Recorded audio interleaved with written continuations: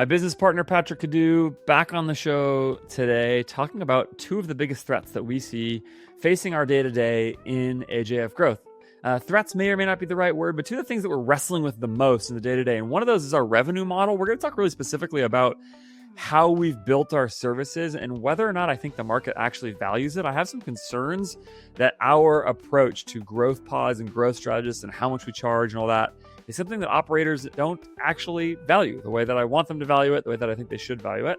And so we'll talk really specifically about that. And then we're also going to talk about the day-to-day work of vibe coding, of building AI-based tools, and what has been amazing about that for Patrick, but also what has been really hard about it. So really in the details of day-to-day life at AJF Growth today that I think maybe will be reflective of sort of what is happening for lots of brands, lots of operators, lots of agencies in our space right now. Let's get into it with Patrick Cadu, COO at AJF Growth, and my business partner right now.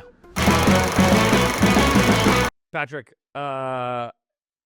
we have barely had this conversation even between the two of us. I know I'm keeping a list kind of all the time of things that are on my mind for building this agency. I'm sure you have your list too of the things that are like the biggest threats as we are trying to build. And there's some of them that are vague and broad, like AI will make agencies unviable or something like that. I don't know, whatever. There's like really specific challenges right now in the agency, I think. And I thought we could just kind of take some time and go through some of them and talk publicly about what are the challenges. We've talked a lot about sort of us trying to grow something, and whether or not, I've talked about it. I was going to be a solo thing for a while, and then I brought you on, and we've sort of been really public about all that. So I thought, could we just talk about what you and I see right now as the biggest, as the more we get into this, the biggest like challenges and threats that are facing us and things that we're working through? Let's do it. Does that work for you? Let's do it. Okay. Here's my number one, which we've kind of talked about a little bit for a while, but we have a weird revenue model relative to some agencies. It's not, I don't know if it's that weird, but there's this bet that I am making and that I think the two of us have decided to make together about how we staff our teams. That's different than I think a lot of agencies. I will say it's different than any agency I've seen. And it's basically this. It's that we're trying to make it work so that we have 40 to 60 points of gross margin. That's pretty standard, I think, in an agency, meaning like delivery of services against the humans it costs to deliver them, right? Something Humans like and software. Yes, that's right. Especially, yeah, and that's I blur your line all the time.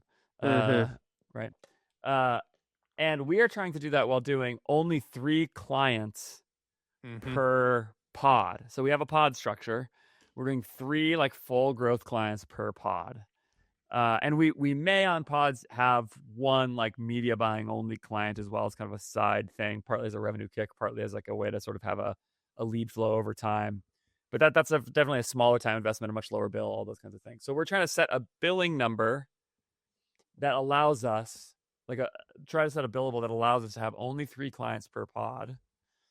And the logic, and to maintain our margins. And that means that we price our pod work on the higher end of the market without being crazy high, right? So like I don't think we're like drastically higher than other people, but we're on the higher end.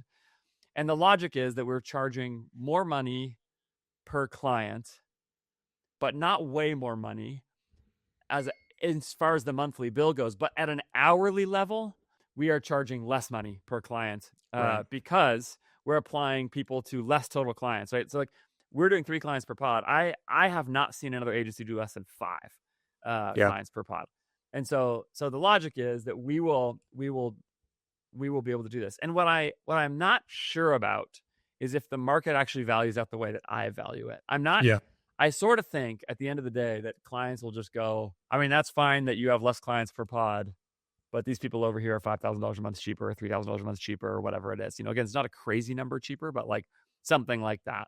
Yeah. I don't know. I feel like we've talked about this from the beginning as potentially a challenge, but it's definitely come up repeatedly in biz dev conversations that we've had whenever we've added a client, that kind of thing. Yeah. There's also more we could say about it, but I'll just leave it there. Is this going to work? Do BD, when you're doing kind of BD calls or biz dev calls and you're talking to potential clients or existing clients, do any of them respond positively to the fact that we There's two things here. Well, there's a lot of things going on. One, I don't think we talk about it or market it well enough. Two, we're not sure if anybody cares. But then, like, three, my question is, well, how do we know if they do or don't care? Like, maybe all of our clients like actually love that about us. And you mentioned something.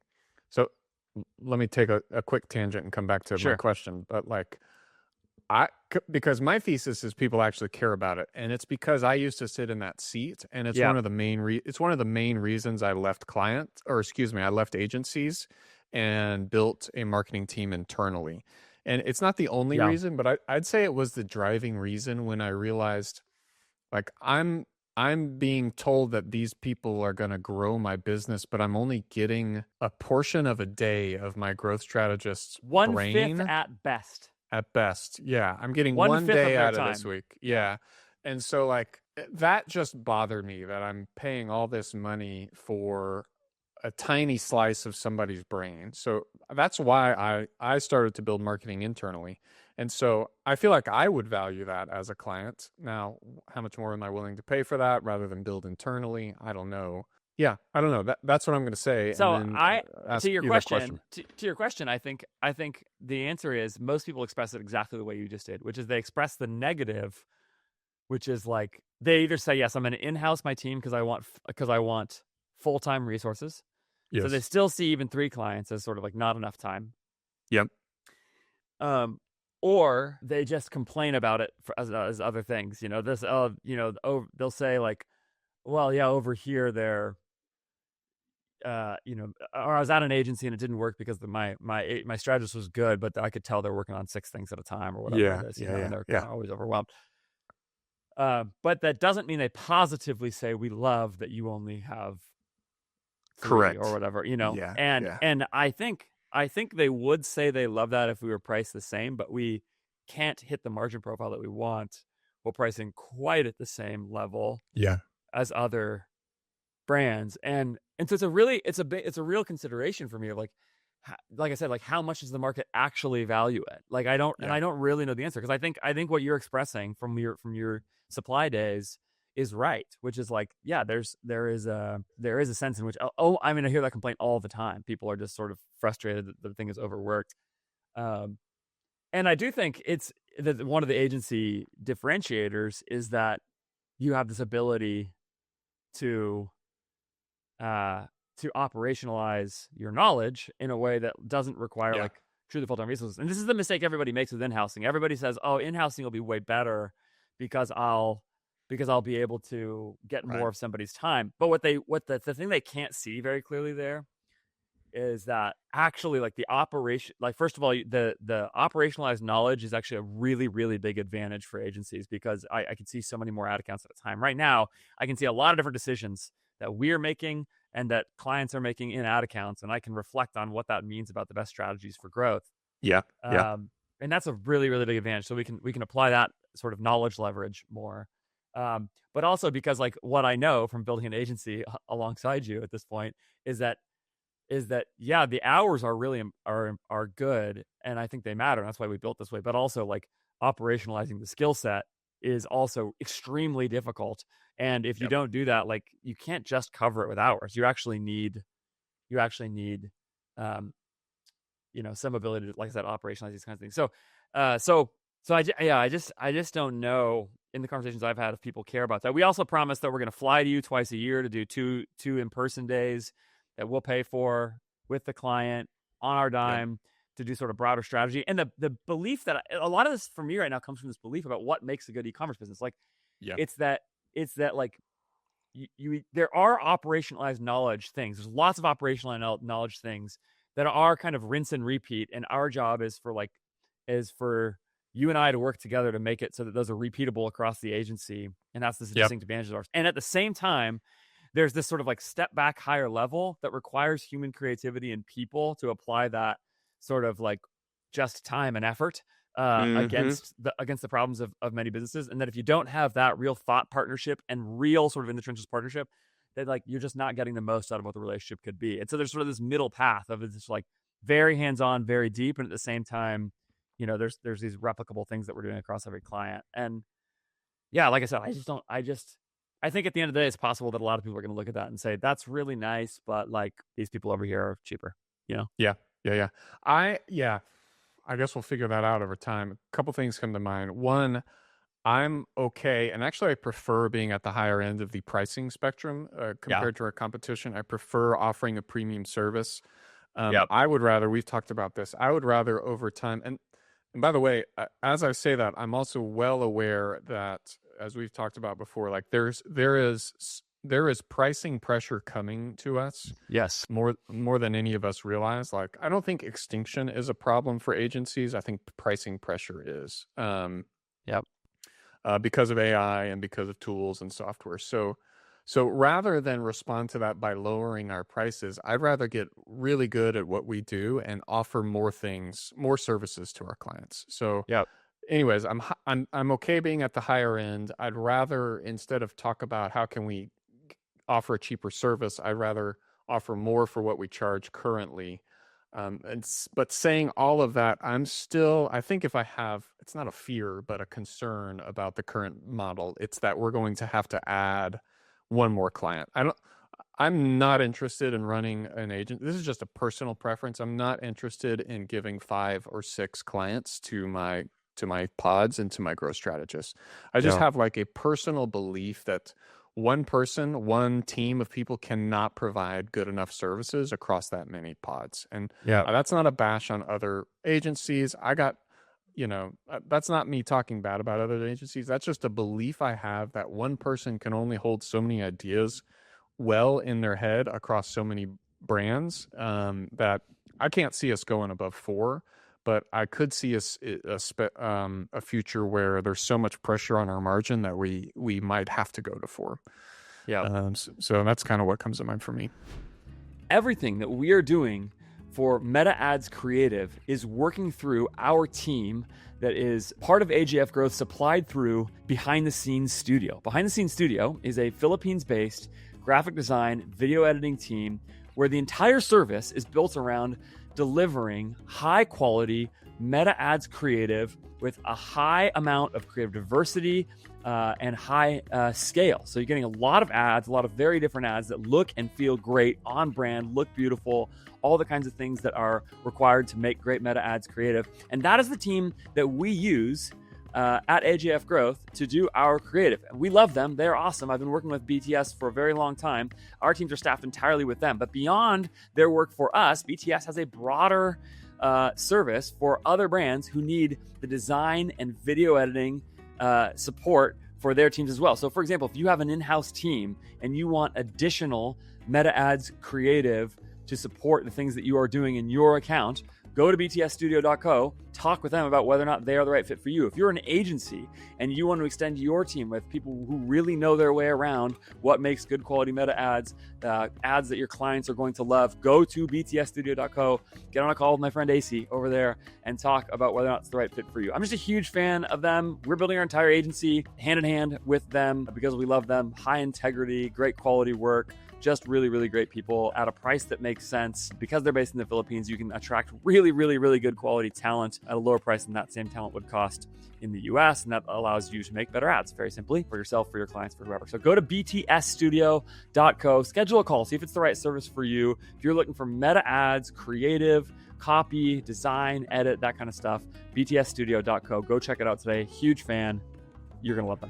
And that pressure comes in a couple places. It's the AI pressure, but it's also that like hiring the best talent is just more expensive. And so and gets more expensive over time. Yeah. And the other thing is we load those teams up. We have a lot of people on the team. And so it's just a lot of people working against that. But I agree. Like part of the idea here is like the AI element of this. Yeah. Theoretically should allow all of those people to accomplish more over time. Correct. Maybe there is a way in which and go ahead. But how would you respond? Because I've had some Twitter conversations with people that disagree with me. But like, do you agree or disagree with this idea that I don't know how to articulate it fully, but it's this idea that like people can only be creative across so many clients at one time. Like even if we give them all of the best tools in the world, the best Claude, like, they don't have to do anything but like start invoking Claude skills, over and over again. And they're just monkeys at this point. I still want them to think creatively across clients, and to me, it just feels like there's a number of just creative things. You basically get to a capacity point, regardless of how efficient or effective you make somebody with AI tools. Does that make sense? What I'm trying to say, and like, It how does. do you And in respond fact, to that? I was going to say, like, I think another reason why I like this model and why I want to maintain it is because is built on this thing that we've sort of said is central to what we're trying to accomplish, which is that the message is the most important thing. And Yeah, exactly. in advertising creative. And because of that, if that's true, then some of that you accomplish with replicability around the message. So that there's becomes frameworks we repeat as Right. ways of communicating messages so that we can do this. But if you think back to like what is it's also possible that the AIification of brands is going to lead to a sort of least common denominator creative Yeah. output across the Yeah. world, and that there becomes actually more value in putting humans doing more creative human things, and more surprising things. And I know one response to that right away was like, make the AI be creative with a better prompt, but I don't know if that's exactly. Yeah, I think there's probably ways in which the human can still be more creative. And in fact, the idea of leveraging AI and in the midst of it is to take the kind of replicable things that really are really repeatable, that actually aren't that creative, and let the machine do that. And then the human then is applying much more actual creativity to the brand itself, and some of that. And the connection point to me is that if the message is the most important thing, well, the message is related to a customer and to a brand. Yeah. And there is this step back thing. This is why I value the in-person times so much. It's like a Yep. huge deal, I think. I think it's like a Yep. really big problem that people don't get in a room and talk for a couple of days. I value those times so much. I still go to almost all of them myself, even if I'm not the one doing the day-to-day client work for the client, because I just want to say, like, well, what is actually happening at the financial level for this brand? What are the constraints, first of all? And how are we doing relative to our plan? Let's make sure that everything is working well. I mean, I just still see brand after brand after brand struggling in those areas. So it's like, let's actually talk about, is our forecast there? Are we actually building a model that makes sense across the business? And then, like, from there, what's actually happening at the brand level and the customer level and the product level? And how can we think more creatively about the things and the efforts that we can do as a team, from what I'm seeing in the ad account, from what you're seeing as you look at your organic social and as you think about product development or whatever? And can we sort of go and do things that are interesting? Because at the end of the day, uh, tactics, replicable tactics is like this. I am such a believer in them. Like Right. I never want to be the person who sounds like they're saying, there's this like trope that I've pushed back against recently, that sort of media buying doesn't matter. All that matters is the brand and the product and all that kind of stuff. And that's wrong. Like, it really Yep. matters a lot. Like, it matters. Mhm. There's just so much money being spent that if you blow that money, you can just do huge financial damage to a brand. And I know, because I look at these brands all the time. Like, I Yep. just We've see it seen it. over and over. Yes. But then secondly, to be a great brand, you have to marry those tactics to real human creativity and real human, like, you have to be interesting. And Yep. while I don't think actually our job is the primary interesting people, I don't think that's the first and foremost job of the agency. I actually think the brand needs to control that a little more. It's why I think, like, a good CMO in a brand right now is not primarily a growth marketer in the way that, like, people think of. They're not a performance Yep. marketer primarily. They need to understand that. They need to be able to be conversant with it. But they are a marketer. They're thinking in terms of marketing. But in the midst of that, I do think, because we are writing so many ads for people, that we need to be able to get outside of just the sort of like rinse and repeat, like you said, monkey creative that otherwise happens, because we're actually thinking instead about sort of like, okay, what are the actual angles for these customers and what do they care about, and sort of doing things that are more interesting. And to me, that requires time and effort. So there's Mhm. this being able to apply a brain against more of those things just really matters to me. Yeah. Yeah. Do you want to talk about AI? Next topic on the list, Sure. or was Well, there anything else there? I don't know. I'll be curious to see how this hits people. One of the things, like, I'd be curious to hear, even in comments and things like that. And by the way, subscribe wherever you're watching or listening. I'm so bad at reminding people to do that, but apparently you're supposed to do that in videos. So do it right now. Do Subscribe. it. Patrick and I do these monthly updates. If you like this, you'll like them.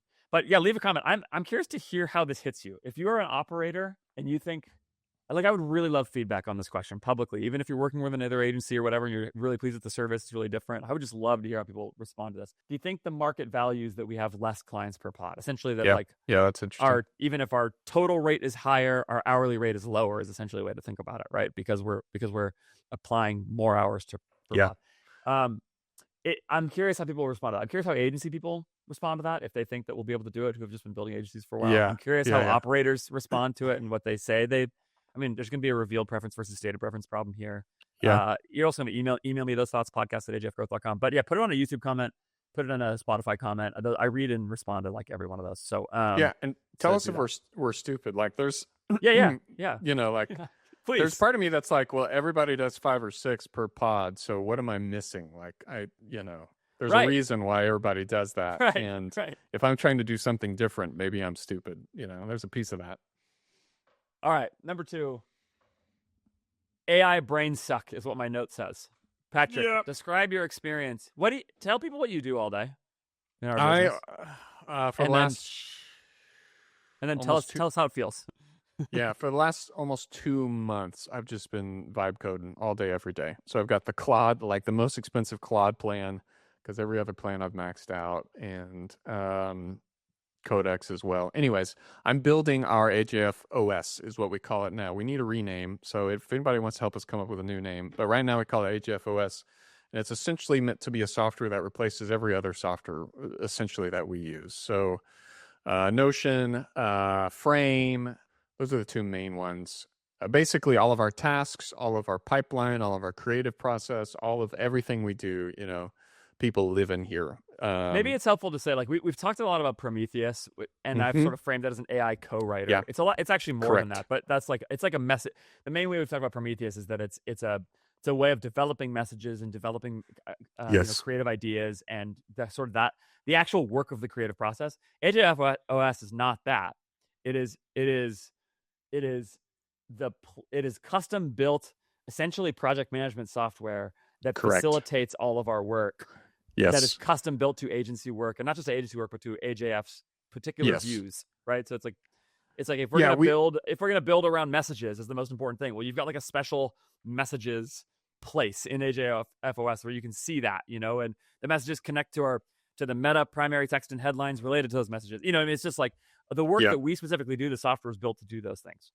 Yeah, and everything we used to do in Prometheus, which was a Claude skill, it now lives in AJF OS. So it's not Prometheus, but it's like bigger than Prometheus. So everything we used to do, it's a web app too. Yeah, it's a web app that's AI enabled and writes our ads for us and helps us manage all the work we do. So it's really cool. Yeah, it's great. It's only getting greater. It's really cool. Yeah, I love it. I love working on it. It's a ton of fun. Somebody said the other day on Twitter, they realized why it's so fun creating stuff like this. It's kind of like a video game, and so the upsides and the downsides, in my opinion, of building tools like this, just the act of building them, are this one and the same, and it's the dopamine hits that you get constantly all day, every day. It's like this. It's just this constant dopamine feedback loop of, I have this idea, I want to create it, and then bam, you make it. And it's hard to describe to somebody that hasn't experienced it, but it's similar to like a video game where you finish a video game and you get kind of that kind of rush of like, I completed the thing, I got the thing done, and now I've got the prize. Well, every time you implement a new feature that as an operator or an operations guy, that feature now takes something that used to be either done poorly in your business or done not at all, or always messed up, and now I've got this feature kind of implemented clearly in this app. There's this like just constant dopamine hit. So you're able to just work all day, every day, because you're just constantly kind of getting that hit, right? It's kind of like an addict. And then you're up at night. So what are the downsides? The downsides reflect all of what I just said. So my cortisol rhythms are completely off. I've been up at like 3 a.m. a lot lately. I've been staying up late. My sleep is terrible lately. I just work kind of constantly throughout the day. I don't take a lot of breaks lately, or I should say that would be the default. I'm you can just kind of work straight for a long time without needing to kind of take breaks. But so what I'm having to start to do is just like, pay more attention to my personal health. And it sounds kind of silly, but there's just all these kind of addiction related behaviors that come to play when you're working with a tool like this. And so actually one thing I've started doing, I actually work out at home. I've got a tonal over here and it's great. And so like I actually, instead of working out like at one point in my day, I actually like take breaks throughout the day, like Yeah. force myself to stop and go lift some weights or just freaking take a walk just to step away from the computer. So I don't know, I'm kind of rambling, but yeah, did I answer your original question Yeah, or? you did. I I think it's a really interesting thing. One of the things I'll say about this is like you and I have you sent me from the AI Daily Brief podcast, which is awesome. Mm-hmm. I don't listen to every episode. I think you listen to most It's a of them. great podcast. I listen to some of them now and like sort of but they did an episode about people feeling this basically. So it's like Yes. what you're expressing is a known Yes. and common thing at this point, which is essentially the problem is that you now have become so productive Yes. uh in a way that was impossible before that it becomes really hard to not be productive. Yes. It's like Because a it's drug. just It's a yeah, productivity is a drug. yeah. And I think it's a very interesting thing. I think we shouldn't be surprised given what AI is if we find that there are weird externalities that we did not predict that change the way we have to relate to things like this, Yeah. because Yeah. it's just so revolutionary, the technology, that it's like the idea that you would have something like, oh, I didn't see this coming, that suddenly my relationship to my work, Yeah. even as somebody who's still clickety clacking all day on a computer like I was before, that my Yeah. relationship to that is now different fundamentally because of this, and Yep. and so the fact that like again like apparently thousands of people are reporting this kind of thing, Yeah. Yeah. is like interesting to me. Yeah, I posted on X, I guess a week or two ago, sharing these sentiments, and it was, I want to say it's viral, but it's one of my most kind of viewed tweets in recent history, and like there were just hundreds of comments of people agreeing. So there's this interesting kind of broader topic, which is, and Brent Beshore posted about this a week or two ago, but like the things we do all day are forming us into the people we become, and so there's basically this topic we have to step back and consider, which is how is our use of AI forming us and what kind of people is it forming us into? And right now, I haven't had much time to think about that. Like, I'm just like cranking and pushing through and just trying to like get this app to a spot to where I can kind of take a step back and let people just use it without requiring tons of updates and new features. And I feel like we're almost there. But, a bigger question in my work that you and I haven't broached this topic yet, but it's like, I need to get to a point where I'm not vibe coding all day, like because it's a great use of my time right now, but it's not the best use of my time in the future. And also, I just think it's not great for me. Like it's very similar to when I was running supply. I started a TikTok channel and I posted videos of myself shaving, like ASMR videos, if you know what those are. Yeah. And we got some viral hits. This was early TikTok days. I had 500,000 followers. I was getting millions of views on these videos. And all I could think about constantly when that was going on was logging in to respond to comments and what's the next video I'm going to make and how did my views do on my last video. And I did that for about 3 or 4 months, and I got to the point where I was like, I'm done. I can't do this anymore. This is ruining my life. So I logged out, and I literally have not logged back in to TikTok at all in the last 3 years. And I have the same feeling about kind of vibe coding, is that I'm going to get to the point where I'm like, I need to stop doing this and basically manage it, hire somebody, manage somebody else doing it rather than like just continue to stay on that dopamine treadmill. So I don't know how do you respond to that? Yeah, I think my question is like the way you just told that story suggests that there's something about a mix of the technology and you specifically. Yeah, absolutely. And I think that's the sort of interesting thing is like and again, you specifically are actually a stand-in for lots of people because again, hundreds of people you said replied to your thing. It is not news that somebody would find themselves addicted to posting on TikTok because of the dopamine hit of a bunch of views. Like, that's not unique to me. That's the whole world. No. And so I think your question, how is this forming us, is really important. And it actually makes me ask, like, I mean, it's not a very different question from sort of early, when you hear people talk about this sort of early industrial revolution, where I remember there was a story about somebody's going to know what this is and is going to be screaming through the computer that I've got this wrong, but is there's an old story about basically a manager in like the early industrial revolution, an assembly line kind of setup, who used data basically to figure out the best way to shovel something or something like that, and could get everybody doing it exactly Mm-hmm. the right way Yeah, I know what you're talking about. repeatedly. Yeah. And the end of the story is it worked great. It made everybody shovel a lot faster, and everybody hated it and wanted to quit. It was dehumanizing. It was miserable. Yeah. It was miserable. And I think that's like the fear is like in a very different way, but that there's this way in which this happens. And I think there's this theory. I mean, what it actually makes me wonder about is like, can you get the AI to do the vibe coding for you? It's almost like, I don't know, right? Like it's like, for sure. Because that's the eventual answer to the shovel thing, right? It's like a machine does the shoveling. But and that's actually one of the takeaways people take from that is like people actually aren't machines. And so if you treat them like machines, they don't do very well. But oftentimes you're right about the efficiency. And so if it's reasonably replaceable with a machine, then it works. But I don't know. So I just think it's a hard problem. Like, what's of these things should be machines or not? And actually with HFOS in particular, you're in a tough spot, which you described, which is like essentially like a half to 75% built app is like the worst app. It's not just that you need new features because it will make it better. It's that like it doesn't work. It doesn't work. It doesn't do the thing you need it to do yet. Yep. And now that's not true. HFOS does a lot of things that we need it to do right now. But yeah, there's a point at which we have to you have to be able to say, okay, I'm able to do this sprint to get it to like sort of capacity. But then there's a different question. And you and I talked about this the other day. Like, let's get together in person once you've reached that point, and then sort of take a step back and say, okay, now where should we put our efforts now that the thing basically works,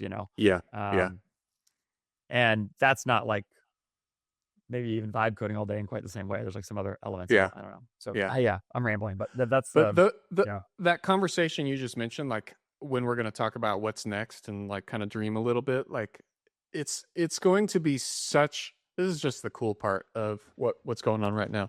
That's going to be such a fun conversation because we're going to have all these ideas and we're going to want to go do all these things. Yeah. And in the past, 6 months ago, when we had that conversation, those fun ideas would have been, now we got to go figure out if there's a tool out there that can do that. And now we got to train people to use that tool and figure out how does that fit into our work. It's just like, it's a completely different conversation now. It's just, okay, let's just code it into the app. And like, there are limitations, but there's not many. Like, it's just kind of the world is your oyster. And so now it's going to be really fun to have that conversation because we're going to be able to dream. And instead of like kind of putting a cap on our dreams, we can just go, what is it that we want to do to be amazing, and go do it. So it's really, really fun. Quote, since deploying this tool, AMER is up around 50%. New customer ROAS is up close to 60%, end quote. That is what Cody Plofker, the CEO of Jones Road Beauty, tweeted last summer, just days after turning on WasteNot. Within a few weeks, his team had cut their new customer acquisition cost dramatically. And the thing is, if you have been running meta ads for any amount of time and you have a kind of business that has a meaningful amount of existing customer revenue and you've tried to run existing customer exclusions in your meta ads using all of the usual tools, right? Your pixel exclusions, your Klaviyo list, even Shopify's audience exclusion tool. You know that your ad spend leaks out to existing customers just because it's really hard to get your exclusions right. I have never seen any tool more effectively manage this problem than WasteNot. I experienced it firsthand. One of my own brands that I was working with, nearly 35% of our purchases that were coming from ostensibly our prospecting campaigns were actually hitting existing customers. And then we deployed WasteNot, and that number went down to like less than 5%. It was like, it just like completely destroyed it. That allowed us to aim our spend at the outcomes that we wanted much better. Control how much we were spending on existing customers, control how much we're spending on prospecting. That's because of WasteNot's AI-enabled tool. A lot of brands have used WasteNot to manage their exclusions much more effectively. That includes brands like I mentioned, Jones Road Beauty and Cody Plofker has worked with them, Cozy Earth, Portland Leather Goods, a whole bunch of others just like that. They're using WasteNot to make their exclusions actually work. If that is an issue for you in your ad account, go check it out right now, wastenot.io. And the link for that is in the show notes. And sign up for a free trial. Mention the Andrew Ferris podcast. Tell them that I sent you. And during your do that during your onboarding call, they'll give you a free extended trial. So you can just see for yourself if this is actually going to work for you without any risk to you. Wastenot.io. Go check it out. One of the things about that is awesome for sure is like when I think about the way we'll actually be able to facilitate better work. I've actually thought about this sometimes, like to come back to the kind of biz dev conversation a little bit, is one of the things I want to say to people is you should sign up with us right now because we're going to be really good for you on day one. Like I just know we'll deliver really good work on day one. But man, I think often about what it's going to be like in 6 months. Like, because I look back on what we were doing 6 months ago and 6 months before that. And it's like, we're just like so much better because there's this ability to generate so much more firepower all the time. And there's a lot of ways in which we'll keep doing that. And I'm just certain of this. Like, it's just, there are these things where I see areas where we could be like, I don't know, this service could be better. Here's how we could, you know what I mean? It's just, and it's just that it'll happen, and it won't take years to develop it. It'll just happen, you know? Yep. And that's the benefit, but also the kind of the challenge of the AI age is now the limitation is me, us humans, right? It's no longer, we just can't get to that because, it's just too big of a hill too expensive. Right? It's just like, we're never going to be able to do that. Now it's like, we can do anything and everything. Why aren't we doing more?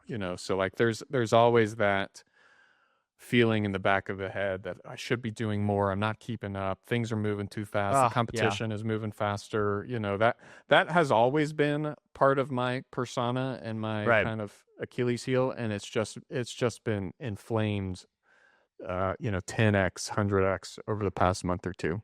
You just said something that I think is one of the antidotes to this, which is to be a little more comfortable with, almost the way I'd say it is not comfortable. It's like just realistic, which is that like it's easy to think that the competition, quote unquote, is out there just like moving so much faster and better than us. Mm-hmm. But the truth is, some of them are, some of them aren't. They're doing different things. They're still humans at the end of the day. And like, and there's enough clients for us to build the kind of thing at the size that we want to build it at. So the constraint of our vision, of our ambitions, is a thing here.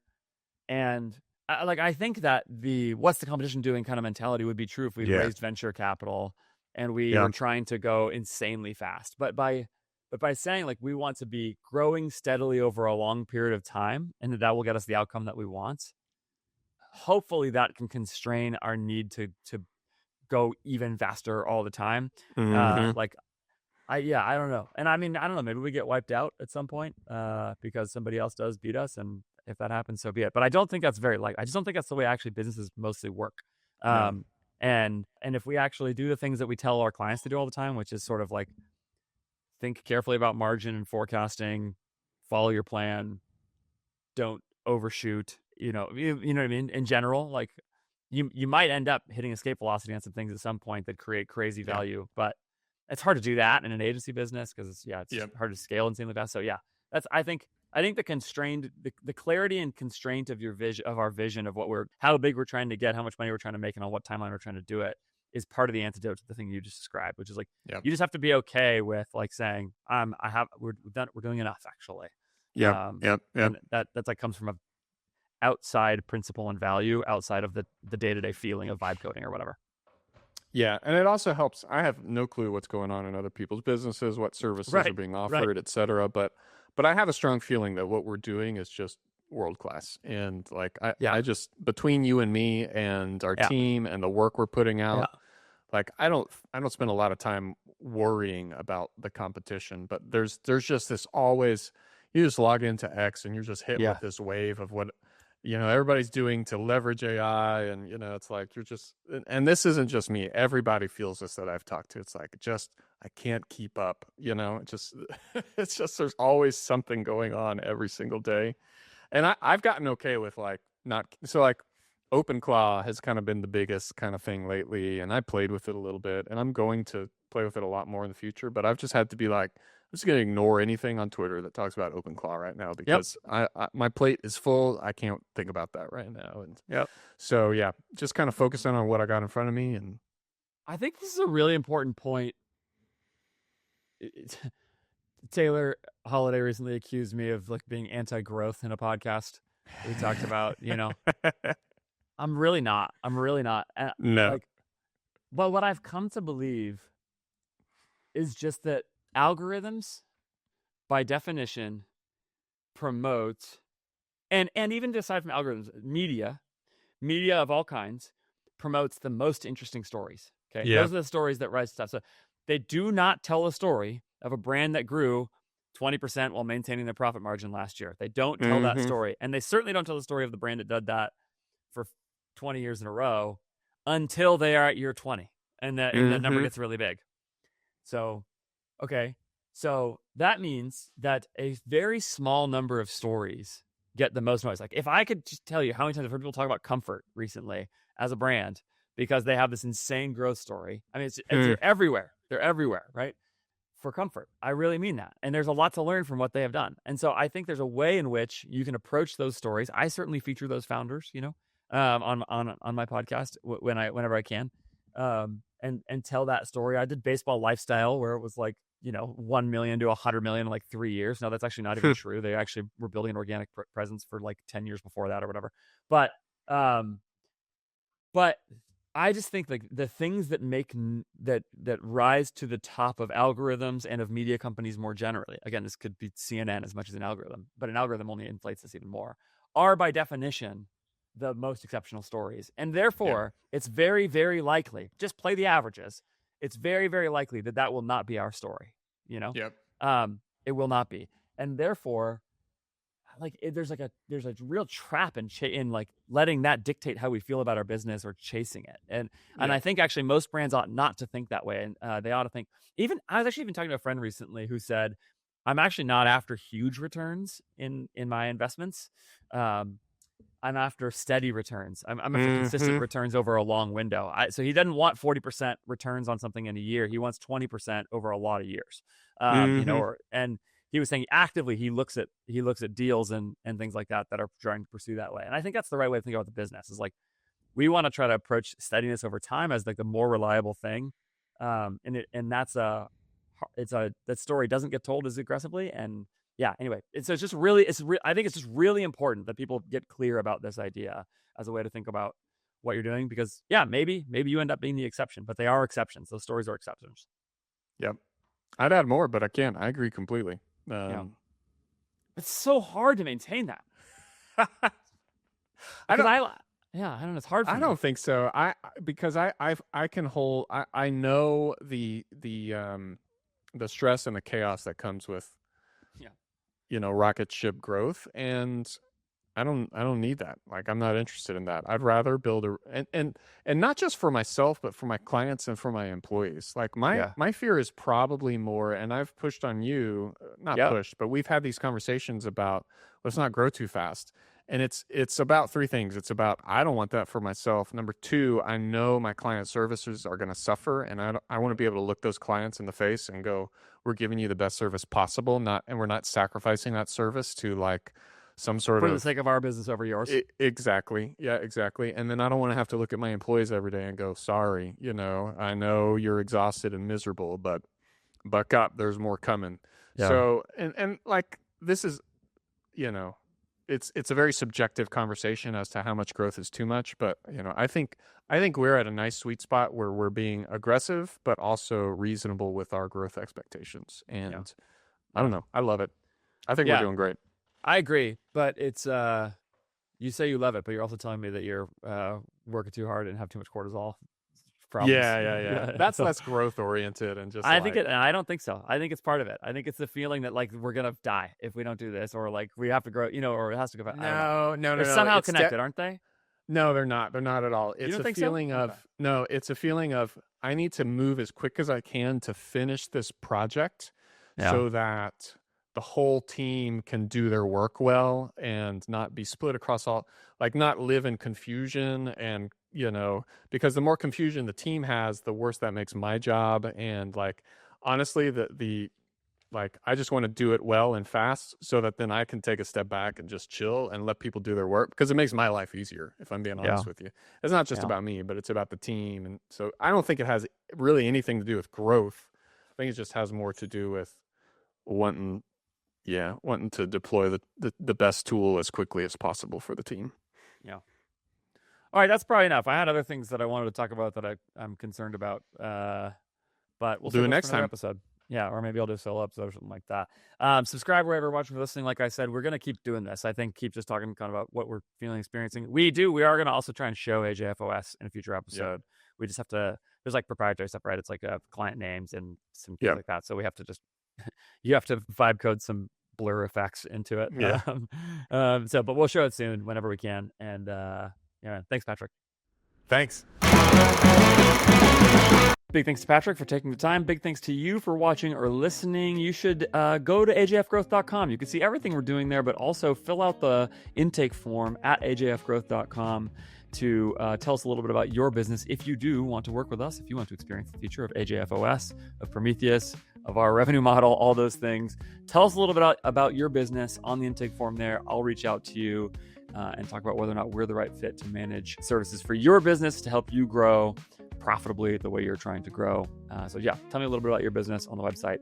Love to hear from you. Email me, podcast@ajfgrowth.com. Leave comments. I'd love to hear from you. Like I said, I do read and interact with basically every comment on every channel that I see, so go do that.